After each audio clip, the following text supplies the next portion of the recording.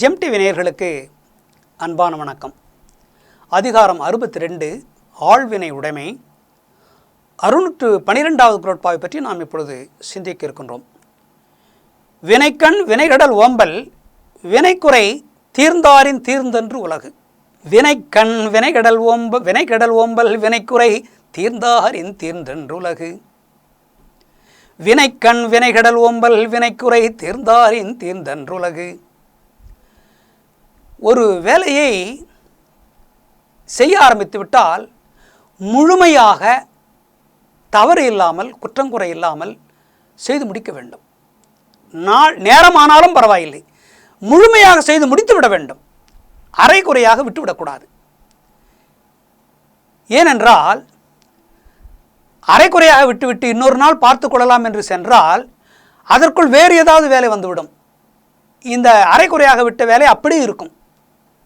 இது சாதாரணமாக எல்லாருக்கும் அது வரக்கூடியதுதான். இப்படிப்பட்ட சந்தர்ப்பம் சூழ்நிலை என்ன காரணத்தை கொண்டும் ஒரு வேலையை பாதியிலே விட்டுவிடக்கூடாது.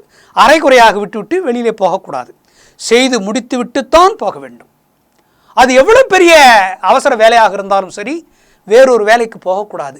இந்த செயலை முடித்துவிட்டு நான் வருகிறேன், இந்த செயலை முடித்துவிட்டு தான் நான் வருவேன் என்று சொல்லிவிட வேண்டும். நான் வேறு ஒரு இடத்துல அழைப்பு வந்தால் போகக்கூடாது.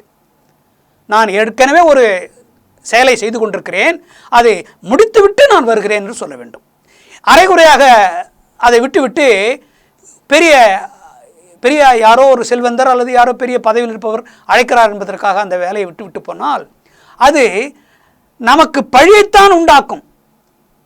ஒரு வேலை கொடுத்தோம், இப்படி அரைகுறையாக போய்விட்டானே, இத்தனை நாள் ஆகிவிட்டதை போனவன் திரும்பவில்லையே என்று பழித்து சொல்வார்கள். உலகமே பழிக்கும்.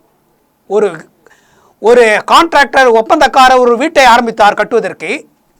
பல லட்சம் ரூபாய்.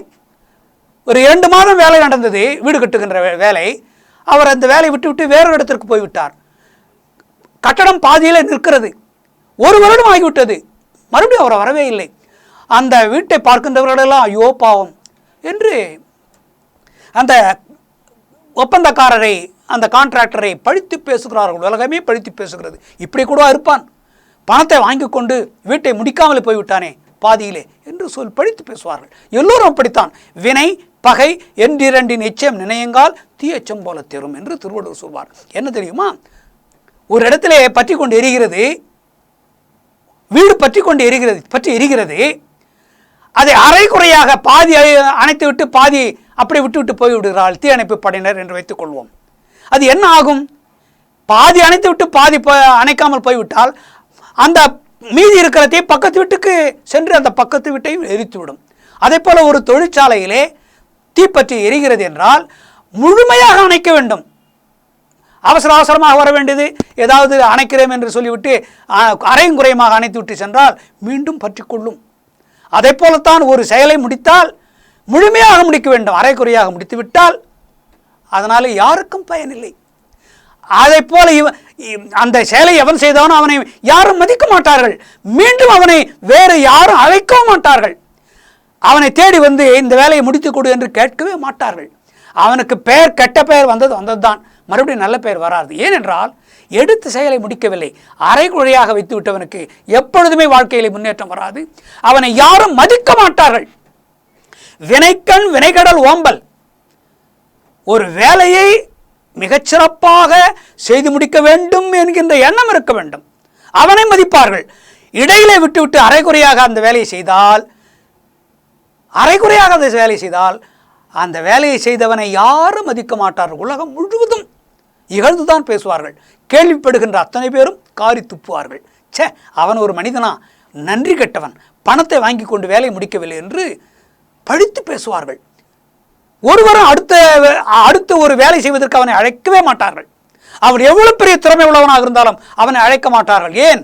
திறமை இருந்தால் கூட எடுத்ததை செய்து முடிக்க வேண்டும், முடித்து நிறைவாக அந்த பணியை செய்து முடிக்க வேண்டும் என்ற எண்ணம் இல்லாதவனுக்கு எவ்வளவு ஆற்றல் இருந்தாலும் பயனில்லை. ஊரார் மதிக்க மாட்டார்கள், உலகம் மதிக்காது. அப்படிப்பட்ட முடிக்க வேண்டும் என்ற எண்ணத்தை உடையவராக இருக்க வேண்டும். தீயணைப்பு படை வீரர்கள் எல்லாம் ஒரு செயலை மிகச் சிறப்பாக செய்துவிட்டுத்தான் வர வேண்டும். அரைகுறையாக அணைக்கக்கூடாது.